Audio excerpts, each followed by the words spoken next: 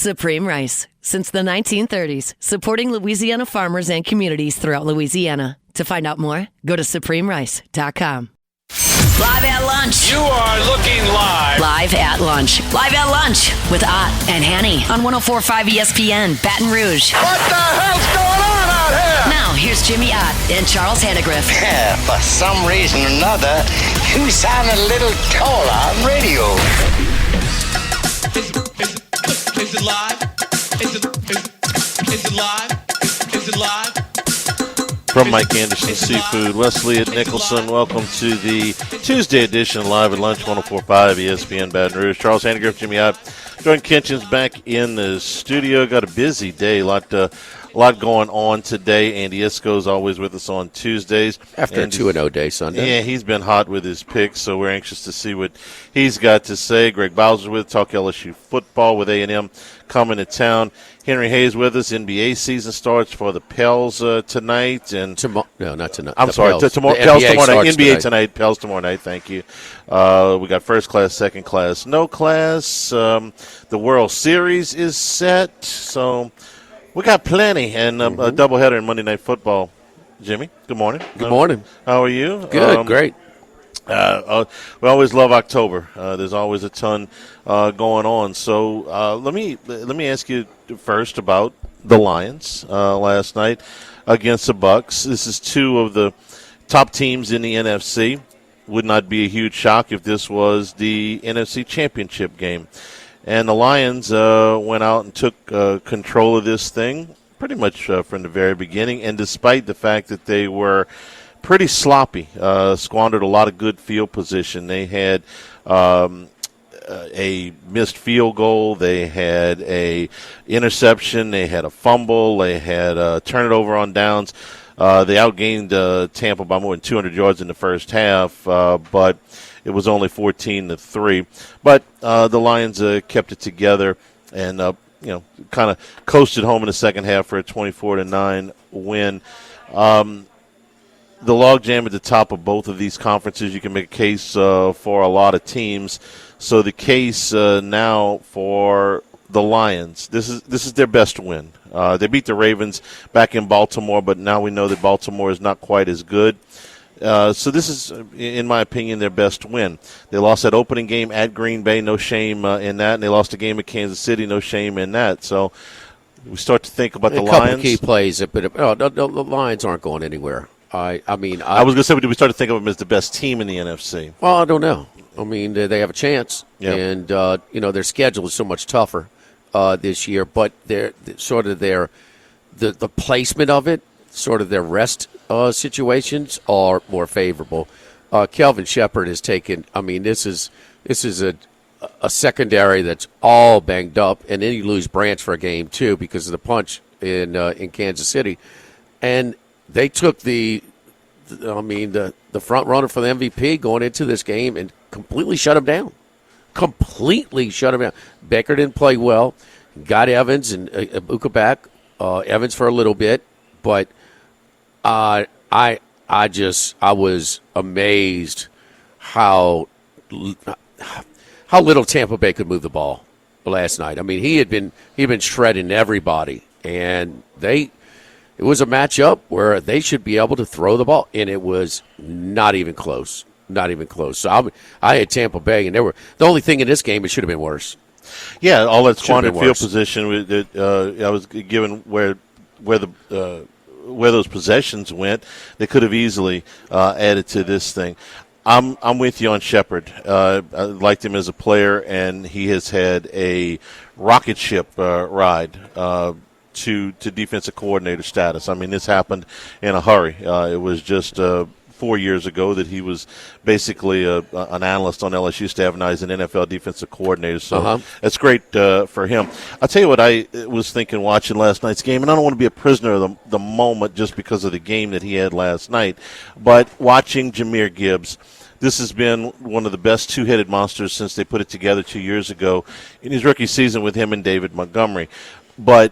And again, I don't want to get too caught up about last night, but watching him account for well over 200 yards and the way they use him in the pass game and his explosiveness, and he's got a little bit of experience now. So all of the nuances of the game, besides just the instinctive running, seem to be coming there. And I'm wondering if he's this year's Saquon Barkley. If they I have don't a think he's going to get the superstar. amount of carries to be. I don't think he'll get the amount. I don't think he'll get the amount of touches either because of Montgomery and their receivers and all that. But I do think his role increases. I think it's more as they get down into. People have been calling for November, that for a long time. Okay, well now I think he's got a lot of Tony Dorsett to him. You didn't see Montgomery until the middle of the second quarter now. Yeah, and I think you're starting to see. Is he emerging as one of they're worried the top? worried about the wear and tear, Charlie, and that's Sure. part of it. And so he's not a tremendously big back. He's not small, but they're worried about. But he is yards per touch, or just But Montgomery's a good back. Is there a better back combination in the league? And usually you need a couple. So he's probably that guy. But no, Gibbs he runs hard and he can go. Man, he's a home run hitter. At any point. That they had Swift on their team when they made this pick, and it was a little puzzling. Running backs taken in the first round. So no, he's like I said, they're wondering like the biggest, the most high profile game the Lions have played in, the conference championship game in San Francisco. Why did he not touch the ball more? His yards per touch in that game. Why? There's a lot of mouths to feed. Goff is one good thing about the Lions offense. They have no tendencies. You can go to St. Brown. You can go to Williams. You can go to tight end. You can go to the two backs. There's a lot of different things. Montgomery's been really, really good. He doesn't look like he's lost much of his power and in effectiveness. Those tough yards, especially he was a touchdown maker. In the red zone. So no, they've been calling for it for a little bit. Is that trending this year? Is his the percentage breakdown between the two backs, or is his numbers up, period? His touches. His touches have stayed about the same in the rush game. He's gotten a few more in the receiving game, but the averages are what's really moving in the other direction. And he averaged 8 yards a carry last night. Montgomery averaged. Well, when you pop a 75-yarder. Sure, but he had another 60 yards besides that. For Montgomery, 2 of the last 3, you've been under 4 yards, and the other one was against Kansas City where he only touched the ball 4 times. What I'm saying to you is it seems like it's starting to trend more where Gibbs is going to be the lead back and Montgomery is going to be the complementary back more so than it was before. I've been calling for that for a while. Well, it may be may be the time, and maybe it was this this primetime game against a big time contender in the NFC. Is Tampa Bay a big time contender? I think they are. I think they are. I like the way Baker has played. He played bad last night. He played bad last night, but I like the way he played in the 5 game. Didn't you put money on him for MVP last week? Yeah, I killed him. Okay, well, I'm on a roll right now. Sure, the Bucks appreciate that. But no, I think Baker has played really well. I think that defense is more than adequate. And they have had a lot of injuries. They lost Mike Evans last night. He's pretty much done for most of the year. They had lost Emeka Egbuka for a couple of games. He got back last night. Now, he didn't play a big role, but he was really coming on right out of the chute as a rookie. And I think he can be a number 1 receiver for them. Gosh, it seems like Gibbs has been there longer, huh? That was It's just his his rookie third year. year. It's Yeah, his it third seems year. like he's been there longer. That was his rookie year when they got to the conference championship game. He was a 20-year-old rookie. So he was young when he got into the league. His yards per carry is actually down from the previous 2 years. It's 5.1 this year. Last year was 5.6 and 5.2. It's close. Passing touches are down from last year too. Charlie was 9.9 of reception, 7.5 this year. So I think he's going to be a dominant guy the rest of this year. He's a great back. He always has been. I think he's on the verge of taking over as one of the top guys in the league. But we'll see. Maybe last night was just another in a long line of he's good games. Is he – well, I ask you, can he be Saquon Barkley? No. Okay. No, he can't. He can't carry that type of load. I mean, how many touches did Barkley have last year? Over 400. And what's his total for? Let's see. Last year he had 250 rushing and 52, so 302 was his high mark. His first year was 234, and then 302. He's at 130 this year through 7 games. Yeah. So it's 130 through 7 games. So, looking at a trend in, how many give him a 1 playoff game? 2? Let's go 2. Okay. Okay, so, he's about 360, 350, 360. So if they play 2 playoff games, and now Barkley didn't play game 17. Remember, he sat out. He sat out. He was at 2,000 but he played yards 3 playoff games. Yeah. He's not getting to 400, but can he get to 330, 340? There's nobody I like better than the Lions in the NFC right this second. Okay? I could see that. But there's plenty of teams that are in the conversation, including the one that won the second game last night, which was the Seahawks against the Texans. And they jumped out, kind of like Detroit. They jumped out to a lead. They had some opportunities to widen it more than they did. The Texans end up getting a cheap field goal at the end, so they take some momentum into the locker room, and Seattle comes out in the third quarter, and they do what they need to do to put themselves in position to win the game. Couple of controversial calls in this game. One of them on the safety early. I didn't have a strong opinion on it. The initial contact was in play. Yeah, I thought it was the right call, but they hemmed and hawed about that one for a little bit. So Seahawks. What about the touchback call? I couldn't figure that one out. No, I kind of what? But where do you have the Seahawks? Because Seahawks, Bucks, Lions, Eagles, Seahawks Packers lost a couple of key games. This is the outlier. How did Seattle has shut down just about everybody that they've played, minus Tampa Bay? How did that team? It's just week to week. How did that team go to Seattle and go through that defense and can't get a first down last night against Detroit when the whole secondary is banged up? It's just it's week to week. There's no doubt, but it's Seattle's got a chance. Can Darnold maintain it? Can he sustain?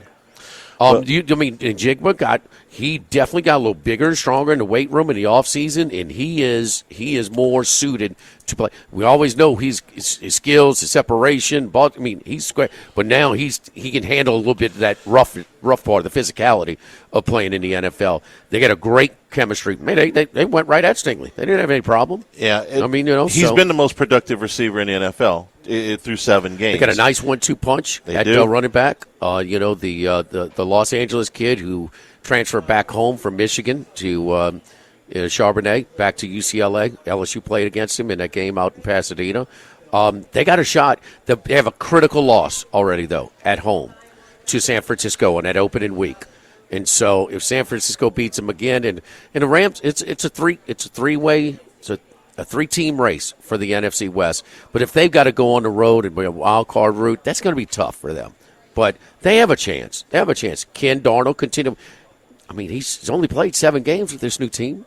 Can he continue to expand as opposed to just fold at the end of the season? He may not have the coach, but he's got all of the weapons that he had a year ago. But he's got all of the weapons.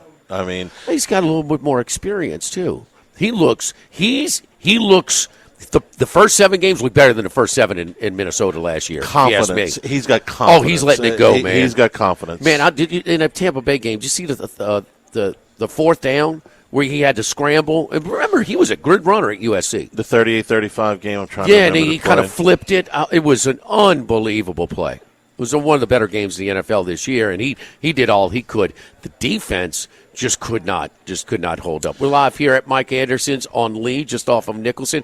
Oyster Night, each and every Tuesday night over here at Mike Anderson's, 5 to 9 in the Oyster Bar. Come on by and see us again. Half off. Oysters on the half shelf. That little nip in the air, oysters getting a little bit more firm, a little bit more salty as we get into the cooler months of the season. Mike's behind the bar over here, shucking away already. He's always unbelievable service over here. My buddy Shane Shane had a birthday. Happy birthday to Shane. Okay. He's we have not talked to him since Nashville. Not sure if he's still in Nashville. But anyway, so did we send a gift? He's one of our favorite. Oh, we always gift Shane. Okay. Every time I come in. So anyway, what's up? It's that man, it is a must stop. You coming in, you know some people coming in for Texas A&M this weekend. Man, LSU or A&M fans, make sure they stop. I already got reports that Texas fans are making a trip to come pull against the Yankees. How about that? They are dedicated. Mike Anderson's on They leave. might ought to find a way to make a first down against Kentucky first. Live at Mike Anderson's, live at lunch, 104.5 ESPN Baton Rouge.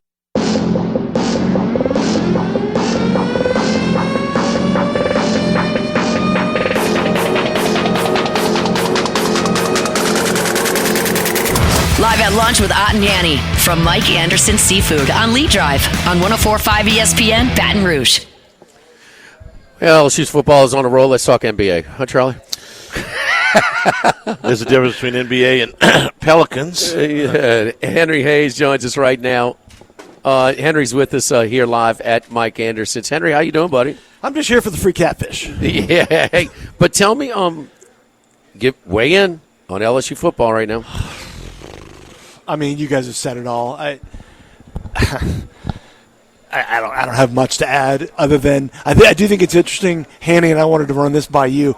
You know, we're all about the same age, and guys, I can't remember a time when you have so many pissed off fan bases. Yeah, I mean, yeah, and quick, red hot, and I think that's because this is one of the boomerang effects of NIL, where people's tolerance is less, and I don't know. You just have They're paying more and getting and they're expecting more. That's right. That's life. That's right. So you mean you got to pay the players now, and now they tell and what the fans we realize it, Charlie. When you get the money from your boosters, your player budget, that gives you a chance to compete. Yeah, it doesn't guarantee it. I mean, there's a high payroll. Check out the Mets. You know, so they didn't even make the playoffs. So I mean, it's a pro league now, and so you know when your player budget, you need it to compete, and I think that's fair, but doesn't guarantee you. And when you got Indiana and Vanderbilt winning games, somebody's going to pay. That's right. Somebody's going to pay. All of those things plus the 12-team playoff, I think, has ratcheted the pressure up even more. I think there were a lot of fan bases, this one included, that could say, okay, if we don't get to a 4-team playoff, but every 4 years, but the other years are 9 or 10 wins, okay. But if you don't make the playoffs for 2 years, okay, somebody told me this a few weeks ago. They said, any major program that doesn't make the playoffs for 2 years is going to fire their coach. I said, I think that's a little bit extreme. But there's a little bit of truth in that. That if you don't if you go a 2-year period for instance, Ryan Day couldn't survive, I don't think, 2 years not making the playoff at Ohio State. And he's got a national title. Kirby could probably survive it, but you could probably count the coaches on one hand that could survive going 2 years without going to the playoffs where the contract's not involved. The contract's saving some guys. I don't think there's any question about that. And that may be the case here next year. But I'll tell you this, the thing that's not good for LSU, guys, I thought Ole Miss and Ohio State would struggle this year because both those programs put all the chips in the middle last year. Now, Ohio State got their ring. Ole Miss was 9-3 and was 1 win short of going to the playoffs. Look at them now. So they did restock. I don't think Ole Miss has. I don't think they're the same. I think Ohio State reloaded. Ohio State could be the top team in the country. Well, Trinidad Chambliss helped, obviously. Oh, sure, yeah. If you go into Simmons, I don't think Ole Miss is as good as they were last year, and I know they're not. Rush defense. I memean, they're number one in the country in sacks last year. No, the only team that can run the ball against Ole Miss is LSU. So I mean. Just, they found something in Chambliss. All right, the NBA starts tonight. Pelicans, who one of the things we can see initially, what kind of shape you in? Well, with Zion, it's been about condition. He looks better, huh? We've done this segment now for probably 6-7 years, and in my mind I can hear Hanny goes under every year, and he's right. And my optimistic Pelicans glasses come on, and I go over. At 30.5 right now, Jimmy, health is still, and it always is, the number one contender. Yes, Zion looks better. We don't know if it's Ozempic Zion or Eat Good Zion or Workout Zion. I mean, you have the attack dogs on the wings, which are as good as anybody, and Herb Jones and Murphy. But DeJounte Murray, you won't get him back until late January, early February. The rookies, can you count on them? You know, and by the way, the West is as good as it's ever been. So 30.5, if gun to my head, I go under because you just can't count on. Yeah, you can't count on Zion being on the floor. And when he's not on the floor and you don't have a point guard, what do you have on that side of the league? Yeah. Wow. Okay, that's sobering. So, so much for turn to flip to a bet. It's the Cubs start next week or something, huh? Well, look. I mean, where do we go, Charlie? LSU baseball's in the White House, I guess, huh? Yeah. LSU baseball had a very nice time at the White House yesterday. All right. Speaking of, Paul Skeens, or it wasn't at the White House, but you're also here for the Blue Ribbon Soiree. This is the 14th year that they've done it. I've been to it. It's a first-class event, trying to raise $2 million this year. And one of my least favorite things to do live auctions. You do it. You do a very good job, well, Henry. Thank you. So, but talk about some of the items this Sunday at the Renaissance Hotel on Blue Bonnet. Yeah, well, Ricky and Kathy Leto have done such a good job with this event. Jimmy, me, you, and Charlie are all in our 50s now, and it's one of those things where we're at that stage of life where everybody knows somebody that cancer has affected. Sure. And specifically prostate cancer in men. You start hearing about the tests you need to take and, getting to the doctor to avoid it. But you get older down here where we live in Louisiana, man, it's coming for all of us. So these guys have done a great job with Dr. Oliver Sartor, who's some think he's the best in the world at what he does. And so we're raising money to continue to fund the research for this disease. And like I said, it's been at the Renaissance now for several years. I don't know how they keep inviting me back to do the auction. I guess I make people feel guilty into giving them money. But the Latos have done a great job with because look, there's a lot of auctions in this town. There's a lot of charity events. But these items that they have, actually they're right up your alley, with horse racing and baseball games and trips to Europe. So you might have to bring your checkbook. Yes. I mean, all three of them. Yeah. Specifically, rooftop to Wrigley Field? Rooftop at Wrigley, awesome premier seating, food, beverage, the whole thing. I mean, that's one of those bucket list items if you're a sports fan, period. You got to go sit in the rooftop at Wrigley. Things like being at the finish line, the Kentucky Derby.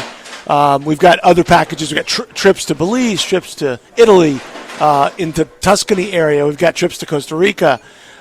There's a bunch of stuff, and it all goes to this great charity. So it's an awesome time.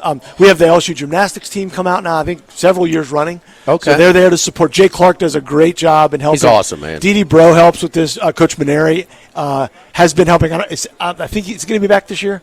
I think Paul may or may not be there. But anyway. LSU gymnast team and ex-LSU gymnasts as well? I think Livy Dunn, the rumor is she will be in the house. Okay, all right. So, come on, man. We're playing for keeps here. All right, come on. We're driving those prices up on those packages. Might get Max out there. Speaking of Max, Waste Management, 16th. Waste Management. The people that have gone to that skybox, and it's not cheap, but it said it is. There's a lot of things that are hyped. No, it's every bit. It lives up to its hype. 100%. I mean, we're on the PGA Tour. Have they built things like that, and they encourage you to act a fool? Yeah. So, well, they had to dial back a little bit on the Saturday. Just kind of had some arrests. But 16th. It's now I've talked to multiple people who've gone and said, it's when you have expectations, it just. It's kind of like Penn State football sometimes. I mean, it just doesn't live up to it. So, or when Charlie telling everybody LSU's the best team in the country after the Clemson win. Not me. Yeah, that was me too. So anyway, but it lives up to the hype. So that's an awesome one. Yeah. That's a Saturday round? That's right. Mm-hmm. Okay. Yeah. So a lot of good things like that where, again, not the same old stuff, just like things that people really want to go do. How do they get tickets? Tickets are on the website. It is Blue Ribbon Soiree. Yeah, it's in let me get my my card Miss Kathy gave me. It's really easy. It's it's Blue Ribbon Soiree. Soiree's SOIREE.org.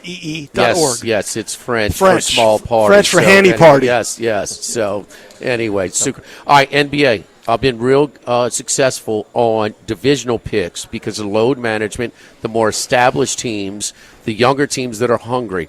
Whether it was after the bubble when Phoenix went 10-0, so they didn't make the playoffs, but they were big choice, a big price and they won the division. Like last year, the Rockets, not much of a threat. Can't bet them to win it all, but you want to win the division. They win that at a nice price. Give me a price on one of these younger teams that could take advantage of a division that maybe the more established teams don't exactly emphasize the regular season as much. A real value pick here, Jimmy, but I love the Dallas Mavericks. Okay.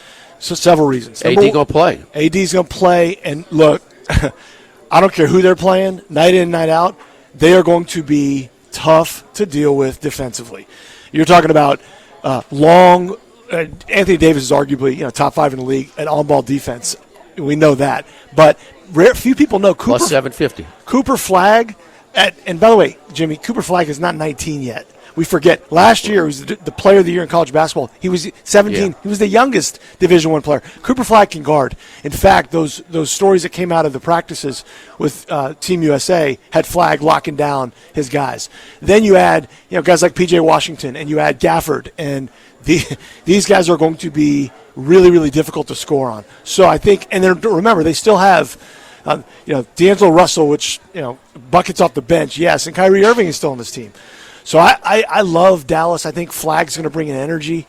And again, I know the division they're in, and the West is loaded, but I think that they're one. San Antonio doesn't have a chance at plus 475 with their youth. I mean, and they got. We had the rookie of the year last year, Wembanyama. Yeah, but I was a little disappointed, Jimmy, in their offseason movement. They needed a veteran to really help him out.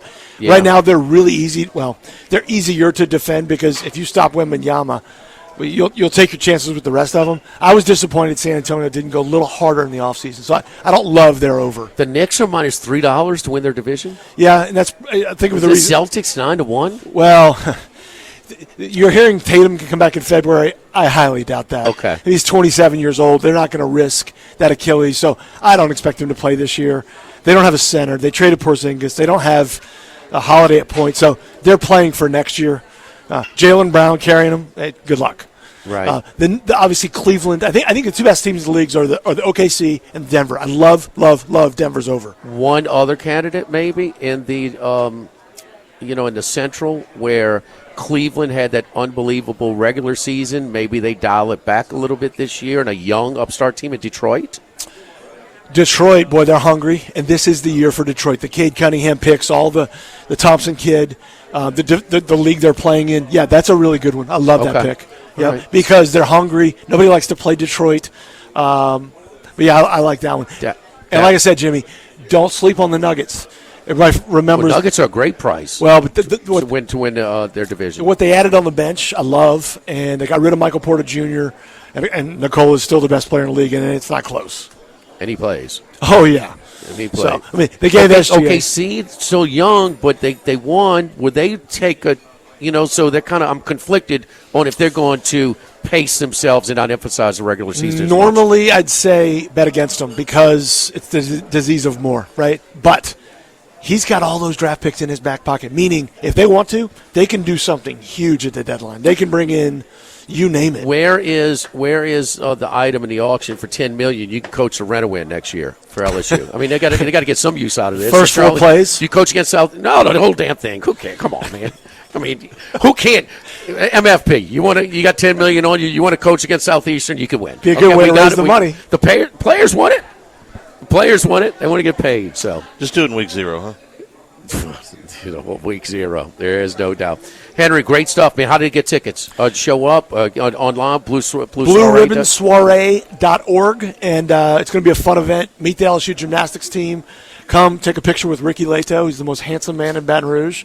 And so, yeah, it's going to be great. Against hospital orders, is he going to be out? Doctor orders, rather? We're going to have an IV drip that might have some gin in it, but he'll be there and smiling. Captain Optimism, yes, indeed. Ricky Leto running the show over there at the Blue Ribbon. Been there. Great event, great cause. So that's this Sunday at the Renaissance on Blue Bonnet. Take a time out live at lunch, live at Mike Anderson's 104.5 ESPN Baton Rouge. Live at lunch with Ott and Yanni from Mike Anderson Seafood on Lee Drive on 104.5 ESPN Baton Rouge. Heading out to Las Vegas, deep in the desert, lives one man. One man of many sports bets. The one and only Andy Isco. Andy, how you doing, buddy? I am doing fine, Jim. I hope you are as well. And unfortunately, I was disappointed with LSU's performance on Saturday. Yeah, well, you weigh in from an outside perspective. What did you think? I was surprised because there were so many factors in favor of LSU. It was the best defense, at least in theory, that Vanderbilt was going to have seen all year, other than perhaps Alabama, although I'd say LSU and Alabama not that different. And they had no difficulty moving the ball, which was kind of a surprise. They're going up. Vanderbilt had played very, very well. They've been going up against lesser athletes overall in those games. And, the LSU and the Alabama athletes are stronger, faster, bigger, etc. So I was surprised that the game was as high-scoring as it was. Charlie, we talked about this in and out, left and right, and certainly Ole Miss and Vanderbilt are better offenses in Florida and South Carolina, and Louisiana Tech. But throw out SLU, the FCS team, giving up 22-plus points on the road, giving up 9 points a game at home. Is it a little home-away split, too? Well, we know it's better defenses. Andy, we were surprised. That was your biggest surprise, huh? That they didn't punch till the fourth quarter. I mean, when we were breaking down this game, Charlie, we thought that LSU's defense was better than that. Because I expected the offense to perform better than it had, and it did, relative to what perhaps a lot of the models would have suggested against Vanderbilt. But it was a little bit disappointing, and it's going to be interesting to see what happens this week against Texas A&M, which is playing extremely well. Because really, LSU still had a chance, although it would have taken some work to make it to the SEC championship game. Had they been able to win out, but that now is pretty much gone. Other than having a chance possibly to go to A&M's opportunities. They're better in this building, obviously, but think about the offenses that they played here, Florida and South Carolina, which had quarterbacks that were, kind of fending for themselves. Florida's got one running back. South Carolina's got almost nothing. The quarterbacks, Trinidad Chambliss and Diego Pavia, are playing at a much higher level. They may not be better draft prospects, but they're playing at a much higher level this season than those two guys that came into Tiger Stadium. And for that matter, better than Kate Klubnik at Clemson.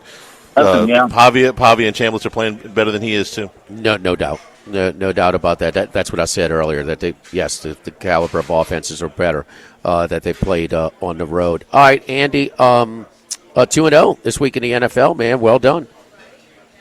Yeah, it was good because it bounced back from the previous week, which was a little bit.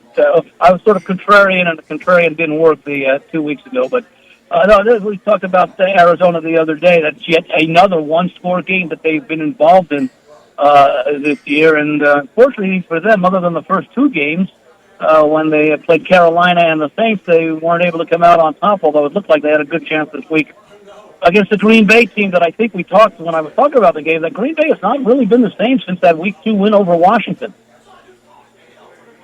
Yeah, there's no doubt. There is no doubt that Green Bay looked so good in those first two games, but they needed all they could do. They stole that one from Arizona. I mean, no doubt. A team that's starting to look really good in the NFL, and I know you got a competition. Chicago is doing exactly what was hoped for when Ben Johnson came over from Detroit. He's the head coach. It took a few games, but he certainly has that offense working very, very well. And when you start having the offense working well, for some reason, defenses tend to play very well in addition. Do you think how much of the luck factor with the turnovers? Number one team in the league in turnover margin. I've often felt that turnovers forced are more random than turnovers lost. In other words, you have to be in the right place to take advantage of a fumble or make the interception. Whereas on offense, it's often a lack of concentration, it's a lack of decision-making or poor decision-making that causes the turnover. So one of the handicapping factors that I look at extremely, I use it really both in college and pro football, but especially the NFL, is I look for teams that have shown a tendency to not commit very many turnovers as opposed to turnover margin or turnovers forced, because I believe that there's more that goes into the tendency to commit a turnover than the ability to force or recover turnovers. Andy, how much you certainly know about this the survivor pools as far as it, in proxy and doing them yourself. How popular of a survivor pick are the Cincinnati Bengals going to be this week with Flacco giving them more production from the quarterback and playing the lowly Jets at home on Sunday? Yeah, that was one of the ones that I sort of said, what was I thinking of with the Jets? I mean, at least they showed improvement over Denver, but they almost had to show improvement over a -10 net passing yard. the other day against Carolina. Which, by the way, and of course, Bryce Young expected to miss this week, and he has been playing okay, but that running game has really made a huge difference. And I wouldn't be surprised. Carolina should be a play-on team, at least over the next few weeks. They're playing with confidence. They're playing with momentum. And, you got the two really good running backs now, so that opens things up a little bit as far as creativity on offense goes. As far as the Survivor this week, this past week, it was much like the week before. You didn't lose all that many contestants, so there's still about 4,200 still about. But, yeah. Cincinnati, I think, has gotten a big boost, and considering the way that the AFC North is going, Pittsburgh suffered that loss to the Bengals last week, which opened things up for really the rest of the division, because Cleveland got a little win too, and they might, when you got defense, you can always be in most games depending upon the offense you're going up against. But Cincinnati's still a player. We heard word that Lamar Jackson did not practice yesterday for Baltimore, right, and that it'll really come down to what he does on Wednesday and Thursday as far as being eligible. It almost suggests that maybe they just want to take it as slow as possible for him. But all of a sudden, with Flacco, what he did with Cincinnati, and again, it's not a surprise. Remember, he had 4 days to prepare for the first game when the trade occurred, I think on Tuesday of the previous week, and then he had just 4 days to prepare after that for the game against Pittsburgh. And I expected him to show some improvement with more familiarity, but now that he's going to have a full week to work with the Bengals offense, it's going to be, I would think, as good as last week, but certainly you'd have to think that the Jets aren't playing as well as Pittsburgh was. Pittsburgh looked really good the first stages of the game defensively, and then Cincinnati sort of took off. So Bengals, I think, are looking at it now that, hey, if we can get to 5-4. And we still have 8 games to go. And Baltimore, Lamar Jackson may be back, but may get a couple of defensive starters back. But they still have to show that that defense can play at a much better level when healthy than it has so far. I think another popular pick would have been the Falcons this week against the Dolphins and their embattled coach, but now we're hearing stories about Michael Penix's availability for Sunday that we may not have sorted out until later in the week. Well, how about his home and away split? They do have a capable backup that they were not tempted, that they were given offers for, but decided not to trade. Old man Cousins, see if he can get out there if he has to go. Maybe he'd be a little bit closer to 100% than when he tried to play last year. That was really ugly. There's under no circumstances could I consider Miami as a play in that game. It's a question, do you play Atlanta or pass? And I think as we get more clarification about the quarterback situation as we get towards the weekend, that decision will be made. Charlie, did you see McDaniel with his Lane Kiffin Sun Bowl outfit on? I did. I mean, he was worried about one thing, staying out the weather conditions. Dead man walking. Yes, yeah. And they said they're going to stay with them a little bit longer. We will see. Anything you like in college football this week, Andy? Haven't had a real chance to go through everything the way I like, but one game that caught my attention is actually a very interesting game in the MAC between Western Michigan and Miami of Ohio, and they have basically identical paths this year. Both teams started 0-3, and now they've each won 4 in a row. Miami is at home. I think about a 2.5, 3-point favorite in that range. Didn't get a chance to check it this morning. But I like the way that Miami has played. They had a lot to replace this year. It was about 10 years ago, Chuck Martin, who's still the coach, I think it was like his second or third year, Miami, actually they returned a better team, but it was like his third season there about 10 years ago, and they lost their first 6 games, and they ended up finishing the season with 6 straight wins, ended up losing by 1 point to Mississippi State in their bowl game. So they've shown that they can overcome a slow start. Of course, so has Western Michigan, but Miami has the better pedigreed program. They've been a contender in the MAC so many times. I mean, you go back over the last couple of decades, it's usually been Toledo, Miami of Ohio, and Ohio U. So I like Miami. The price is nice. They played well at home. They did lose 1 game in that 3-game stretch to start the season. But this is a quality program. I like the coaching. And, when a guy has the kind of success he's had at Miami and stays at Miami, that tells you something about his commitment to the program. And I think that the team recognizes that. So it's a good spot for Miami of Ohio, laying a short number with a chance to, both teams have the chance to extend their winning streaks to 5 I think Miami gets it done. DeQuan Finn, who played at Toledo, went to Baylor, is back, is starting to improve a little bit as of late after a little bit of a slow start. Threw 3 interceptions before his first touchdown of the season against UNLV. But that was against different competition. So the Miami of Ohio now, they're one let me see real quick. They've won their last. Yep, they won 4 in a row. So it's lost the first Western. 3. Yeah. Yep, there you go. So it's a matchup between two teams that started slowly and are playing well, but I just prefer the, what are they now, the Red Hawks?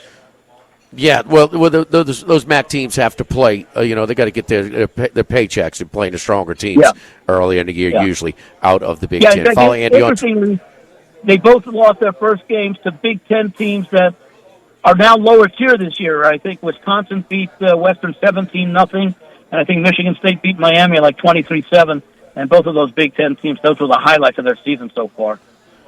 Follow Andy on Twitter at VegasAndy711. He's with us every Sunday as part of Football Sunday. 2-0 week. Andy, thank God you cleaned up me and Max's mess this past week. So we're good. Let's keep it up. We'll talk to you on Sunday. Okay, guys. Have a good week. Look forward to Sunday. Don't forget our friends at K&M Automotive on Segan Lane, 8445 Segan Lane near Perkins, right across from Ambrosia Bakery. Anything goes wrong with your vehicle, the engine light comes on. We're not trained mechanics. Bring it over to K&M Automotive. Electronic issues, general services like brake jobs or oil changes, AC service, belts and hoses, tires, electrical work. Go see my buddy Jason Payne. Going to give you an honest deal, not going to upcharge you for unnecessary work. They're open 7:30 a.m. to 4 p.m. Monday through Friday. K&M Automotive, 8445 Segan Lane, just off of Perkins. Live at Mike Anderson's Live at Lunch, 104.5 ESPN Baton Rouge.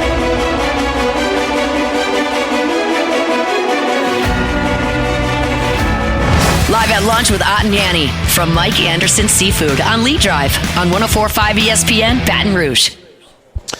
Remember, you can always get the show on demand, 1045ESPN.com, LouisianaSports.net, brought to you by Supreme Rice, supporting Louisiana farmers since the 1930s. Go to SupremeRice.com. Blue Jays win Game 7 last night, get into the World Series. 2 LSU Tigers will be on the opposing teams trying to get a ring. Probably remember the guy pitching for the Blue Jays, Kevin Gausman, who pitched in relief last night in Game 7. Is his first. He has been in the playoffs many times, but this is his first trip to the World Series. He's been in the Division Series, been in the Championship Series, now in the World Series with Toronto. And Paul Gervais, who is in the Dodger bullpen up there for Los Angeles. So. It's an exciting Game 7 last night. I got to be honest with you, I have no ties at all to the Seattle Mariners, but I felt for their fan base to get that close to your first ever World Series. And George Springer, who's done it before in the postseason, kind of ruined those dreams last night. He's good, man. He's clutch, and he has been on fire from their first game in the playoffs. I mean, he started what series was that? I mean, the first pitch started with a home run. He hit another double to start off another game. I mean, he is in Seattle when they're down 2-0. He, that got it. Just he's been so good and so clutch. So many. He's got like 23 postseason home runs. Yes, it's fourth all time. Not exactly the name you put up there, fourth all time. But the Astros played so many games. I thought it was one of the best playoff hitters of this generation.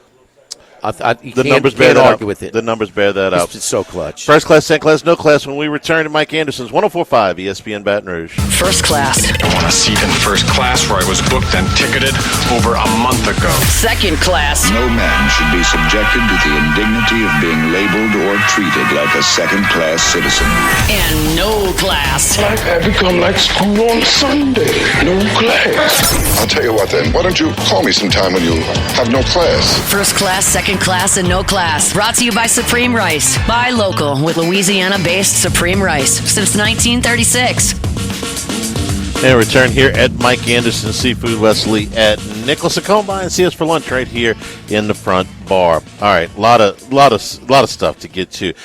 Even in the heart of football season, I got to put in first class the greatest baseball game I've ever seen played by Shohei Ohtani on Friday night. Jimmy, I'm old enough. Playoff, regular, ever, anything, ever okay. that I've seen in the major leagues. I mean, I guess the playoffs have to carry, I think they do. one of the first, if not the first, baseball games I ever remember watching on network television was when Reggie Jackson hit 3 home runs in the World Series off the Dodgers in '77. It was about a little bit more competitive series, and that was a World Series. Much more. Okay. And Reggie Jackson he threw 5 scoreless that game. Yeah, he didn't pitch at all. The stardom that Reggie Jackson had, he was the biggest star in New York City at the time, okay? The Yankees were the pinnacle. The Jets weren't very good. The Giants weren't very good. The Knicks weren't very good at that time. The Yankees were everything, and Reggie was the straw that stirred the drink, the famous line. But he didn't pitch. He didn't throw 6 shutout innings with 10 strikeouts with the 3 home runs.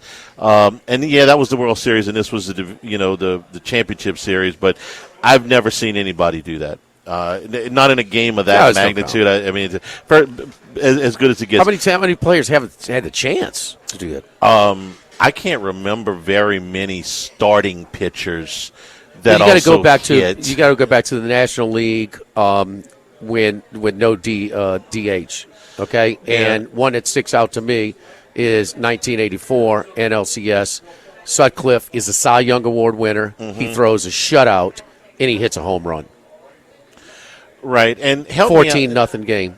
And help me out.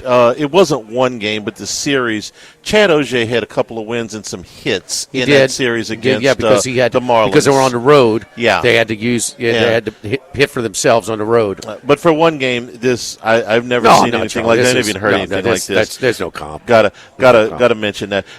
Another thing I've never seen, and I know for a fact you haven't either, because it's never happened before, was that fourth quarter on Sunday between Denver and the Giants. Denver went into the fourth quarter scoreless and scored 33 points. There were 46 points scored in the fourth quarter alone. There were 3 lead changes in the last 2 minutes. Jimmy, I watched it play by play. We were watching kind of on the survivor angle, because a lot of people, about 10% of the field, had Denver to knock them out. It was 19-0 going in the fourth quarter. I've never seen a team that did nothing offensively for 3 quarters, completely shut out, then do that in the fourth quarter. And both of the quarterbacks, the young quarterbacks, the second-year guy, the rookie guy, both of them made some very big plays, some of them with their feet, and both of them made big mistakes, and the biggest one was Jackson Dart's interception deep in their own territory. That's what really gave Denver the life to come back and win this thing. Yeah, Jackson Dart plays so well against a really good defense, maybe the best defense in the NFL on the road, to build that lead. But then, I mean, they're down 16 or so, whatever it was, with 19. like 4.5 minutes to go. I mean, it's just so. But 18. I'm sorry, 18 with the interception. Yeah, the interception was bad though, and that gave them a chance. You saw then the craziness where bad interference call. Peyton makes contact with the ref. He gets it, but then they score too early. But they wanted it. They had to review it. They're like, well, no, we don't really want the review. Right. And then, of course, they come down. But Bo Nix is the one. This is the second time for Nix. 14-point deficit in the fourth quarter, and they win.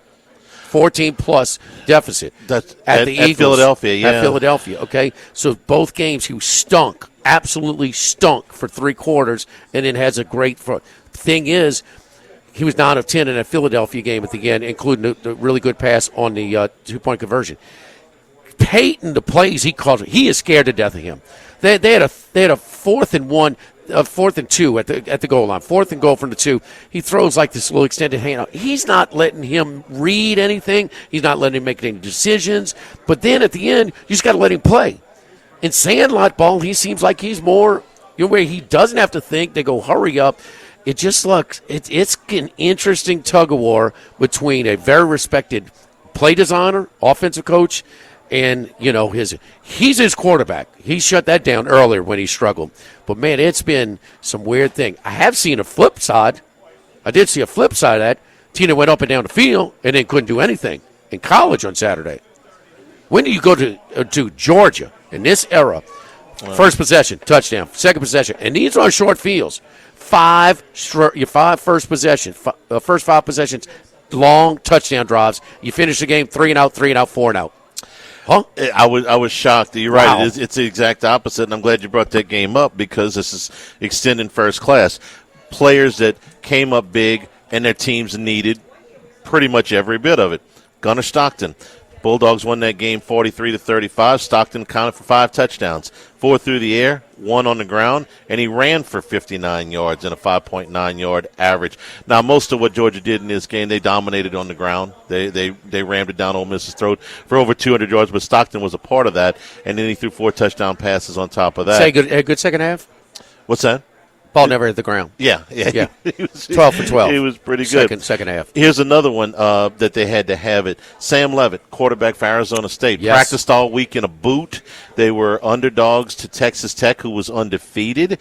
Now, Texas Tech had an injury at quarterback, too. They had to start the freshman instead of the senior. But Sam Leavitt, who spent a good portion of the week practicing in a boot, threw for 319 yards and a touchdown against Texas Tech in the 26-22 victory. Crucial for Arizona State to stay in the Big 12 race. They had already lost at Utah without Leavitt. So the Sun Devils get a big win, and Leavitt was a big part of that. In the hundreds in quarterback rating entering that game. In the hundreds. Was he really? Yes, he's had a horrible year, and they needed everything. Texas Tech, #1 rush defense in the country, so he had to do it. He had a great game. Texas Tech stormed back in that game, took the lead late, and then he drove them down again for a touchdown. What's that? Remember, he missed that game last week, kind of out of nowhere. It was like Sam Leavitt. He's got an ankle Utah, injury. yeah, like what really midweek. happened? He practiced Wednesday with a boot. Yeah. Rumors were last week the game he missed, pickup basketball. Hurt his ankle. That's a tough thing to go through in the middle of the season. Remember he was bad in Starkville, and that loss. He's been bad this year, but boy, he brought it back. I mean, he was great on Saturday against the best defense they played by far. Last one in first class, Jeremiah Love, the Notre Dame running back. They win 34-24 against USC. 228 yards on the ground, another 37 through the air. I like C.J. Carr. I think he's got a little special factor to him, but the best player on that Notre Dame offense is Jeremiah Love, and they had to have it. This was a high-scoring game. They needed it. He was there. I think Carr is better. I think Love certainly the best on that night, but played a Lincoln Riley team and handed the ball off against Lincoln Riley. We thought they had a little bit more physicality because they out-physicaled Michigan the week before in the Coliseum. But no, Carr did not have a good game on Saturday night. It was one of his worst games this year. He's young. He's a first-year starter. Oh, I like him. I like him. But some teams just lined up under center and still hand the ball off. Can you do that? Georgia and Notre Dame. You brought up 2 of them. Is that still legal? Okay. Second class. This is good with a chance to be great. Hang in with me. The New Orleans Saints are having a really good season by what they were supposed to do.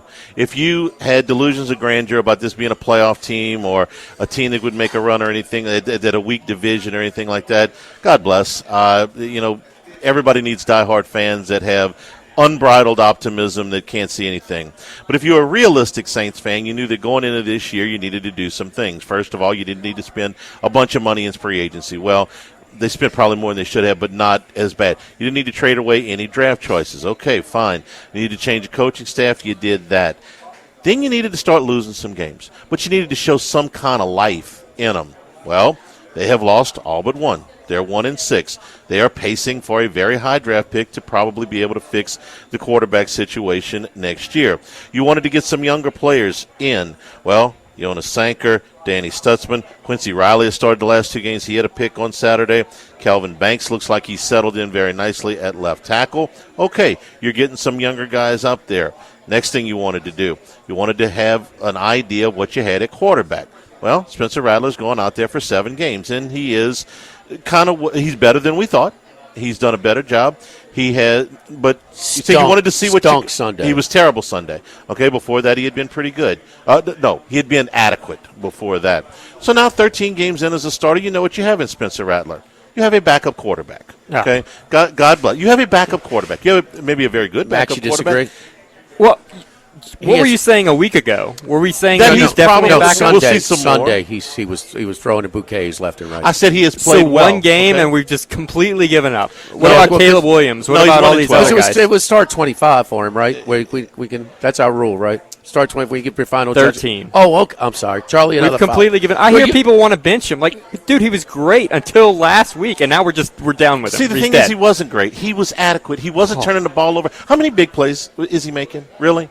I mean, for how much time he has, not bad. He's got some weapons. Okay, he's got a Shaheed, he's got Olave, he's got Kamara. Up until this weekend, he had Kendre Miller. The offensive line, yeah, okay. I think he's a backup quarterback, and I think that you will see Shuck in the second half of the season, probably in 2 weeks after they lose to the Bucks and the Rams, and they're 1-8 at that point. And then you'll see Shuck, and we'll see if we got anything there. So you're pacing along fine there. You've traded for a couple of wide receivers that aren't playing, but okay. But other than that, you've done this is a rebuilding year. This is what rebuilding entails. You have a 1-6 record. You are pacing towards what will probably be a 3 or 4 win season. You'll have your draft pick, and you can go about fixing things. No, it doesn't fix the problem with the general manager, but at least for the rest of this stuff, I'm real pleased with where they are. This is what is necessary to build for the future. So, and if Spencer Rattler all of a sudden becomes a high-level starting quarterback in the league, I will say I was wrong. I think when it's over, he will have spent more time in the league as a backup than a starter. That's all I'm saying. His tone has changed just a tad in 49 hours, Max. Yes. Look, is he probably a backup? Yes, but you were just declaratively saying I didn't say bench him. No, you said he's a backup. You said he's a career backup. That's what I think he is. I think he will be a backup. Might be. It might be, but a lot has changed in, 4 days? That's what we do. We project on this show. I'm projecting that he will be a backup quarterback. 49 hours ago, you projected just the opposite way. 49 hours ago, he didn't go out and turn the ball over 4 times. It was his worst performance. Yeah, his worst start. I mean, I'm not saying he should be benched or cut or anything. I've seen what I've seen. I think he's a backup quarterback. You may disagree, but I think he's a long range. He's a backup quarterback. So if we can overreact in one game, if he goes great this week, is he back to being a starter, or is he still a backup? He just doesn't get the same. They're going to keep him as a starter if he plays better this week. When Brian Kelly started, everybody's just lost their damn mind. Well, you guys. What good would the week? Would a chance to be great? Loomis still involved? He's still there for now. Wake me up when it's over. Y'all continue. That's y'all seg. The trade deadline is in 2 Tuesdays. They will be 1-8 by that time. Even the most delusional general manager cannot think. Can't beat you the want to Bucks do anything other than in a dome? I don't think they will. They could. It's an NFL game, but do I think they will? No, I don't. So then you can potentially pick something up at the trade deadline 2 Tuesdays from now. I think the rebuild's going pick up. No, you need to unload. I said pick up draft choices for. Yeah. All right. Pretty clear you're a seller. Yeah. Yes. So I think that this season, for what it was supposed to accomplish, is progressing along just fine. No class. 5.5 was their win total before. We got bet down a little bit, but they're trending under. So no class. Got to start with Carson Beck. 4 interceptions for Miami. 2 touchdown favorite against Louisville. No ranked teams left on the schedule. I don't want to say cakewalk to the playoffs, but certainly a favorable run into the playoffs. He throws 4 interceptions, could have thrown a 5th, got bailed out on a penalty. Yep, roughing the passer would have been his 5th. Last one got tipped, but he was bad in this one. And I thought Miami was bad too. And they're a line of scrimmage team. They said, man, they only rushed the ball for 63 yards. That's not helping your quarterback out. So it was a team effort. Cristobal got absolutely worked on the bench by Jeff Brom. Penn State, you want a guy who beats ranked teams, top 5 teams? That's your guy, Jeff Brom, who's done it at a higher clip than him. Hey, go steal him away from his alma mater. How much do you love home? 100 million worth? How much do you love Brom? No, how much do you love staying home if you're him? Everybody has their price, Charlie. You know that. That's right. So what? That's what I was asking. What is it? No, Joey. I know. You think they're offering him? I think they think they're better than that. Well, here's a guy. Because what's the name? The AD worked with Temple with Matt Rule. Yeah. I mean, we called that this great Nebraska season. Really? Their best win is against Maryland. Yeah, and they got it handed to them the other night. No class. Joey Aguilar made I'm sorry. He's played well this season, but that pick six at the end of the first half did Tennessee in. 16-7. You're inside the 2-yard line. There's 11 seconds to go. So if you're Tennessee, you got to be thinking, okay, we may get this to 16-14. We get it to 16-10, and if we don't make the touchdown, worst case, we missed a chip shot field goal. We're 16-7. No, he threw the ball on the outside, and Alabama picked it off and ran it back for a touchdown. So it's 23-7 Alabama at the half. He's played well this year. He's done a lot of exciting things, but you can't make that play. It's what he does. It's what he did at Appalachian State. I mean, he makes plays and he makes mistakes. He's got a bit of a gunslinger, so that's his 6th interception this year. So, and with a couple of, a few rent-a-wins in there, like East Tennessee State, UAB, Syracuse, not much defense, Arkansas, no defense as well. So, I mean, any type of real defense. Mississippi State, he threw 2. Alabama, he's thrown 1. Georgia, he threw 2. So when he plays any type of defense, he makes mistakes. So it's kind of what he does. He fires, and he got away with some in that Syracuse game as well, in that opener up in Atlanta. Got to give Duke credit. When they flame out spectacularly. They played Illinois earlier in the season, 5 turnovers in that game. This time against Georgia Tech, a fumble, botched field goal, 4th down penalty. Outgained Georgia Tech 238-110 in the first half and had a 7-7 tie. Then the defense collapses and gives up 17 points in the fourth quarter. I know you watched this game. 2nd and goal, get in the shotgun. That turned the game around. You allowed penetration. You cough it up, 100-yard scoop and score. It's a true 14-point turnover. I mean, it's all going to do it later. They failed to convert on the short yardage again. It's like they should make 3rd and 8s instead of 3rd and 1s. But, Shane Beamer, same thing against Oklahoma. Getting a shotgun on short yardage situation. Couldn't get it done. So you got to get under center. It's LSU at times, too, getting a shotgun in short yardage as well. Huh? Don't tell me you can't practice getting under center. Don't tell me you don't have time all damn off season to get this. Hey, starting center, backup center, need you to come out 20 minutes before I throw it to my wide receivers. Snapping the ball. Yeah, that's it. Snapping the ball. Yeah. And one last one, one of the most shocking stats of the weekend. Texas preseason number 1 in the country, certainly number 1 in the SEC. Kentucky preseason 15th in the SEC. I think there's a pretty good chance they're going to finish 16th in the league. And somehow Kentucky out first down Texas 26-7, outgained them 395-179, had the ball for 40 minutes instead of 20 minutes, and somehow managed to lose 26-8 game. Yeah. Huh? I thought I had 26-8 on that. That's what I said. You said 7. I wrote down 8. That was the biggest disparity in success rate for winning team in all of college football this week. Another one. Get stuffed on 2nd and goal for the 1. What's you going to run? Up the middle. Get stuffed on third and goal for the 1. First overtime, you had the ball first. Mm-hmm. So get that 4th down, what do you run? We'll run up the middle again. See that wall? Keep beating it. And get my hand off the stove, betting Auburn. Some things you just, you gotta. I could have put Auburn in here, but I decided to lay off. Stoops even told his brother that's enough when he was getting after the official.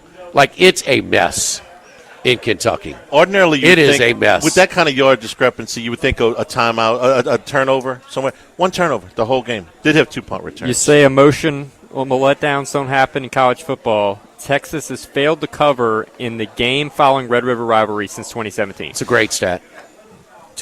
And those teams play with some emotion in Dallas on that.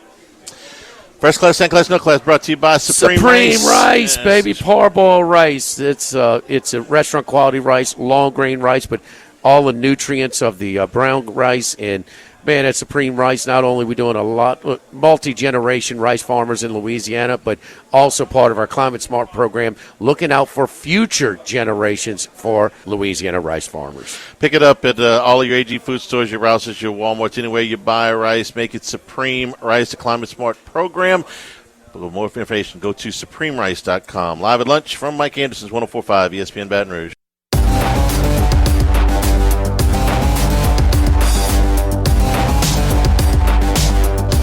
Live at lunch with Ott and Yanni from Mike Anderson Seafood on Lee Drive on 104.5 ESPN Baton Rouge. And we're back here at Mike Anderson's Live at Lunch. We're also brought to you by the Thibodeau Store and the Pierre Part Store, now expanding into LaRose and Lockport. Both of those stores just opened up within the last month for all your hardware, your power tools, your hand tools, but all of your outdoor accessories as well, your outdoor kitchens, your tailgating equipment, going down to Thibodeau, fishing gear if you're going down to the coast fishing. Jimmy, it feels like it's not just a hardware store, but it is a little bit of everything that you could possibly you get your groceries at the Pierre Part Store, and you get Charlie. You can, it's a Pierre Part Store type of deal where you got your green egg in the back, and you're grilling, you're turning it over, and you're blowing the leaves at the same time. I mean, you got to. I mean, you're just that's what it is, man. I mean, why not? I mean, it's just everything imaginable for outdoor cooking, on-site cooking, for tailgating, or in your backyard in your outdoor kitchen. It's an absolute must-stop. A little slice of heaven for you outdoor cooks like myself. Pierre Part Store, the Thibodeau Store, the LaRose or Lockport Store, all the stores. TheThibodeauStore.com is the website that will get you to all four of them. We had an update on those numbers yesterday from They LSU. updated them, and they went sideways. So this is LSU this football was here. And I looked them up yesterday, 32-31. Yards per play offense for LSU is 62. Yards per play defense is 20. So you guys guessed. It's a gloom and doom Monday yesterday. It was Black Monday. So Charlie, you guessed 90 on the 62. Max had 105 instead of 62. And the defense 20. Charlie, you had 31, and 47, and Max had 50. So this is the season of the angry college football fan. You're asking more of us, and we ain't getting more. That damn Indiana Vanderbilt causing a lot of angst. You think the people that are screaming the loudest are the ones giving the money or the ones not giving the money? Because there's a lot more of them that are not giving the money. Just the general fan angst. Well, those fall upon deaf ears. But they tend to be the loudest. So what? Doesn't matter. They really don't count. They really don't, Charlie. You think athletic directors don't sometimes succumb to public pressure? No. If you talk about people like attending the games and they're not going, the empty seats. That's part of it. That's people that's bringing that's paying money. Okay. Yeah. Okay. So I meant, but then you have your different levels. Versus I'm sorry, but every business has more valued customers. And you're a Diamond Club member or you're a Sapphire. all right. I understand, and I've been both at different times. Okay. All right. Well, and rightfully so. And now more than ever, they've always had a voice, but their voice is stronger. I mean, when you publicize what you did out of Gainesville last week and say, hey, the booster, it's being reported, like on shows that don't even cover college football. So boosters at Florida saying that they are not going to continue their support if there's not a direction change for the football program at the University of Florida. Well, I mean, the fix is in. Win, lose, or draw, Sunbelt Billy, you gone. And they won, and he's gone. And that's been out there for at least a year, if not more than that. But why nobody leaks that? No, that was a ridiculous they would thing soften that in the blow, win, lose, or draw, soften and we don't want you to have a chance to beat Georgia. Do you think that the big money boosters fired James Franklin at Penn State or the outside noise? Oh, the boosters. Okay. 100%. Went in there after the third loss and said, that's it. Oh, no, they were in there way before the third loss. Oh, yeah. I think they were after the second one at UCLA. Yeah. Now they could have tolerated the one. No, they just went down. They went down the hall from their suite to the AD suite during the Northwestern game. When you want to talk about first downs, when a Northwestern has 10 more first downs than Penn State, should never happen. No, Texas should never have 18 more first downs. Kentucky 18 more, but that shouldn't happen at home. And look, preseason rankings get you 5, but no, it was before. It was the Oregon loss. Man, that was. Do you don't think it deflated that locker room? I think it deflated the locker room, but if they'd have gone out and beaten UCLA the way that everybody expected them to, it would have. Okay, I mean, he wasn't getting fired. Okay, 100%. But if you don't think they started before the season started, Charlie. If not now, then when? If not this year, then when? And he made the playoff with their last year. preseason schedule. And preseason number 2, looking for a Power 4 win. And he 7 games he in. won playoff games last year. I said earlier in the show, you go 2 years at a place like that and don't get to the playoffs, you're probably out. No, but he won 2 playoff games. He won 2 playoff games and still got fired. So, do those count as playoff wins? Yes, they do. SMU and Boise, they do. They let him in the playoffs. It's another thing that adds to him. Because we can't be in the top 12. Well, the top 12 don't make it to the playoff. No, it's 11. It may be 10. You're right. I think a more accurate is that the top 10 are getting in, and then they got their automatics. The Big 12 going to Did Clemson top 10 after they won last year? I don't think so. No, they were. Okay, that's my point. They weren't. Yeah. And the Big 12 champion. So Boise wasn't. No, they weren't. Was Arizona State? No, they lost. That's 2 games. 9. They lost 2 games. So, well, a lot of people angry. More than 5. But come on, man, you know that the golden rule. He with the gold rules. Yeah, I don't care what we do. Follow the money. But I also think that some of these ADs succumb to the outside pressure besides the boosters, too. I think they hear the noise. Whether they should or not, but I think they hear the noise. Noise don't mean anything, man. Noise don't mean anything. Your coach, your AD got pushed all his chips and worked his ass off. Your weakness here, we're going to give you everything you need to compete. There are no excuses to build this roster. And he didn't get done. And then on the other hand, when have we been? Are we 5-2 right now? Mm-hmm. 5-2, and your 2 losses were to top 10 teams on the road by 1 score, and you got this level of pissed off. It's Ole Miss and Vanderbilt, and it's 5-15 against. No, I get it. I mean, that's why. Well, this is fact too. Yeah. So I asked you when. Never. Oh. Okay. So when have ever we ask you more out of the boosters? Never. Coincides. Don't forget our friends at United Community Bank. The bank. Come on, man. You're so upset. You can't even read your damn commercial.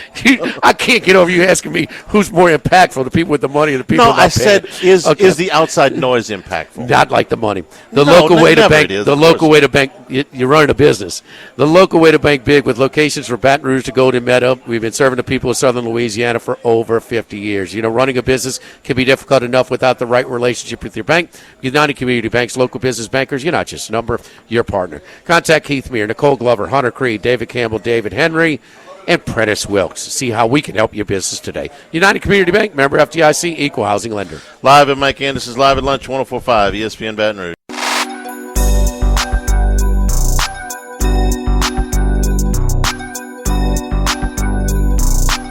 Live at Lunch with Ott and Yanni from Mike Anderson Seafood on Lee Drive on 104.5 ESPN Baton Rouge. Back here, Mike Anderson's Live at Lunch. Former LSU Tiger Greg Bowser joins us. Greg, what's your level of aggravation, anger, pissed offness? There's plenty to go around this week. Well, there's a lot to go around, Charlie. You know, I've had a chance to analyze the game like 5 times now, just looking at it. And I think that there's a lot to be mad about, Start on the offensive side. I think that offensively we didn't punch the ball in when we got, and that's a matter of not just being tough enough. We talked about it a couple of weeks ago. Going back to one-on-one drills and trying to get physical when they had an open date. You got to when the field shrinks like that, you've got to be able to knock some people off the ball. And they didn't. They didn't. And I don't think that that's something that's. I don't know that that's something that's correctable at 7 games into the season. Your identity is sort of what it. I mean, you can tweak things and you can make some personnel changes, but I don't think you change culturally your identity, which you are this far into the season. No, I think you can do some things that help you, Charlie. You can do some things scheme-wise that help you out. I mean, you can do some motions and do things like that. Or you could spread them out and don't bring everybody into the box. You can't knock anybody off the ball. So you go 2 tight ends or 3 tight ends, and you're gonna knock. You bring everybody into the defense into the box. Well, Matt Flynn did a good job with his film study. He and Jake were showing that there were times where LSU is going 2 wides to either side. You got everybody spread out. And the box gives you the numbers that You go look at LouisianaSports.net. You know, Flynn's real good at this stuff, where there are numbers in the box that are screaming, run the football, That's right. and they won't do it. Yeah. So who's that on? Is that on the sidelines or on the quarterback? That's on the sidelines. I mean, they make the call. I think they give him two plays, and he's got a run and a pass. Or most of the time, they give you a run and a pass. And we're not talking about him running. We're talking about running. No, the I'm football. talking about the running play. Yeah. They normally give you 2 plays. One's a run, one's a pass. And you can check. You can go with either one you want to go with. And he makes the call based on what he sees. Well, unless they're predetermined, they're going to throw the ball anyway. And I got a real question about that. We did this in our film study against Ole Miss, where Ole Miss had vacated the middle. I mean, vacated the middle and screaming for you to run the football, even if at times you'd have to run it with the quarterback. Now, he did this a couple of times against South Carolina, where he did run the football, and they ran the football better in that game. But back closer to the mean against Vanderbilt. Okay, offensive lack of push up front, lack of toughness. What's next on your list of grievances, Frank Costanza? What else everybody talks about LSU rushed for 100 yards? 100 even. Okay, 60 of those yards came on one play. The Caden Durham run, yeah. So you throw that out. So they rushed for 40 yards. There's not a consistent running game. They have popped some runs. They popped a couple against South Carolina, but there's not a consistent run game. Not at all. Not at all. And the defensive side, what shocks me is that Vanderbilt didn't punt until the fourth quarter. Oh, that LSU too. that first punt in the fourth quarter. Yeah, Vandy. It was frustrating to see. But that's the key. You see what he did? Everything I've heard this week. Yeah. Everything. Yeah. You, Saturday, Hunt, yesterday, Greg here, Vandy. Yeah. They can't get it past if Vandy's good. No, I mean last week. You know why? No. Vandy should never be better than LSU. Okay, but they're better. Yeah, Vandy. According to the rankings this week, they're better than all but 9 teams in the country, and that's hard for people to get there. Maybe that's overrated. Okay. The other thing on defense, I've always believed that. Look, this season, I thought the defensive secondary was very good, very talented. The defensive line really was disappointing when you watched the film on them. When they rushed the passer, they got out of their rush lanes. They were very undisciplined. All you had to do was keep the guy in the pocket. And and make him throw the ball, but they got out of their rush lanes. They weren't very disciplined. They didn't stay in their rush lanes. That cost them. He'd break out and make the big play.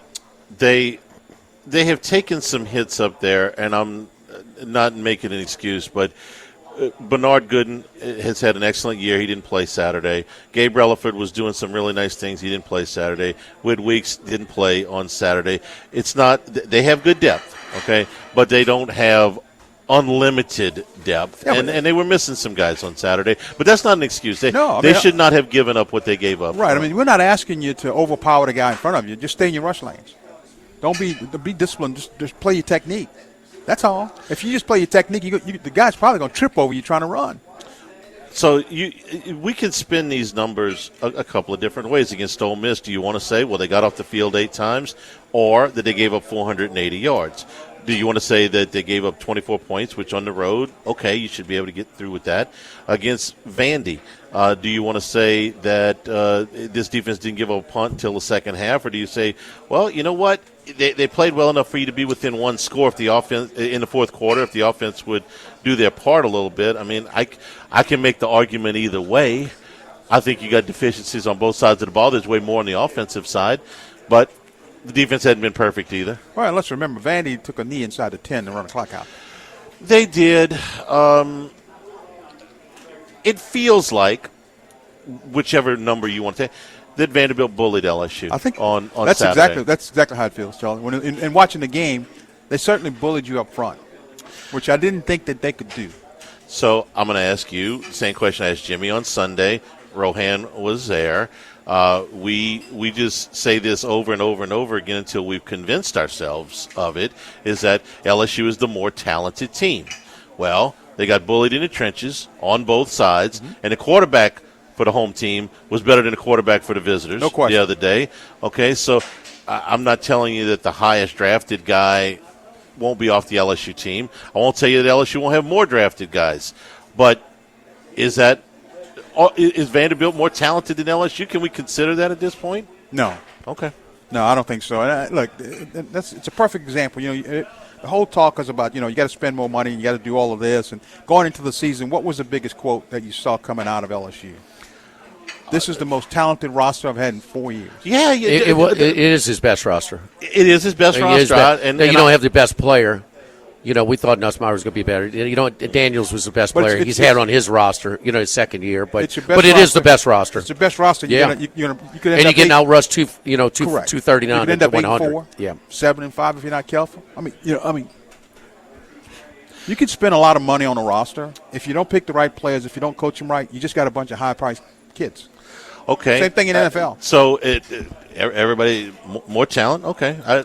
My thing is, I just get a little aggravated with the fact that, we need more money. We got to spend more. It's not just the money. You still got to coach them. You still got to have a scheme. Again, I'm going to go back to. Is Vanderbilt spending more money than LSU? No, they're not. That part I'm willing to cop to.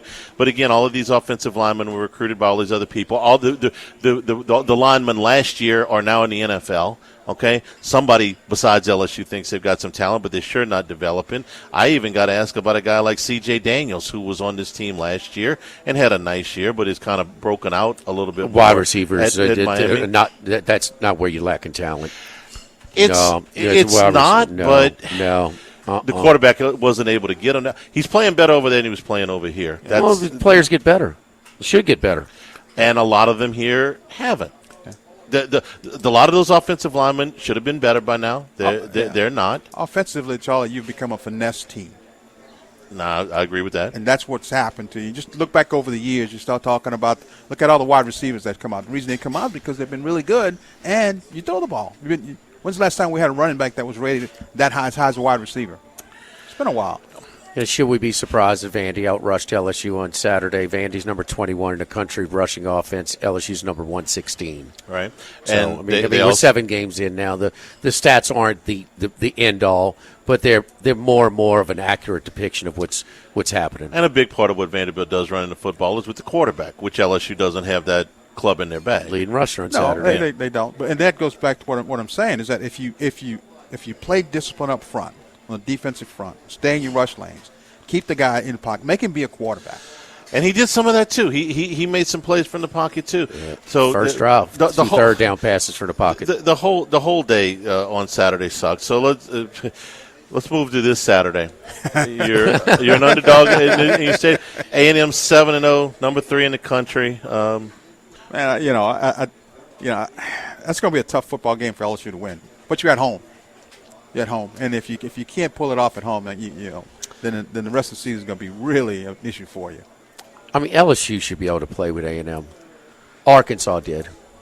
I'm sorry. Arkansas did. So did Auburn. I mean, maybe that game should have been a little bit more separated in the score. That was a fluky game. But I'm talking about A&M's. They've had one conference road game. That was in Fayetteville on Saturday.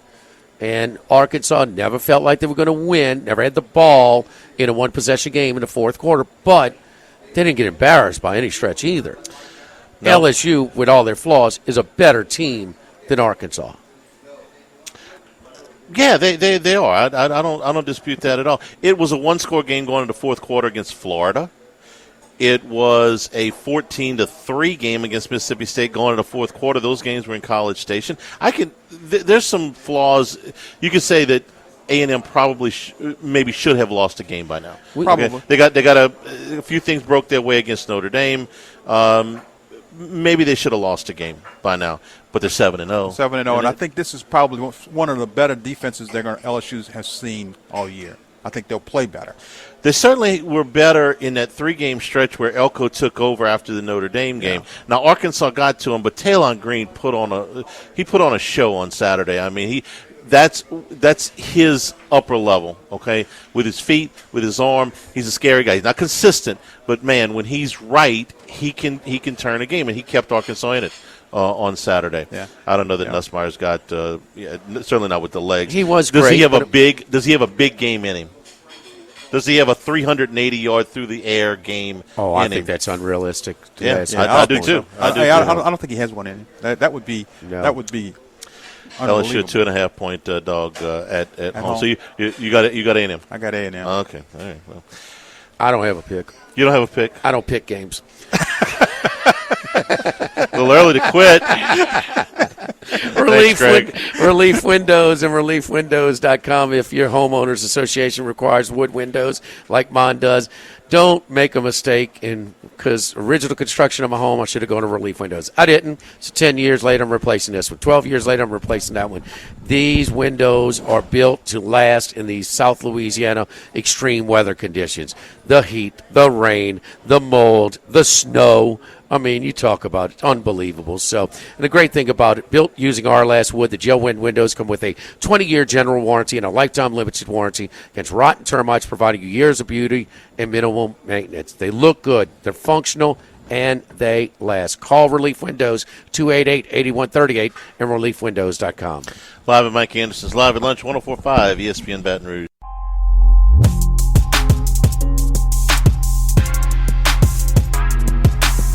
Live at Lunch with Ott and Yanni from Mike Anderson Seafood on Lee Drive on 104.5 ESPN Baton Rouge.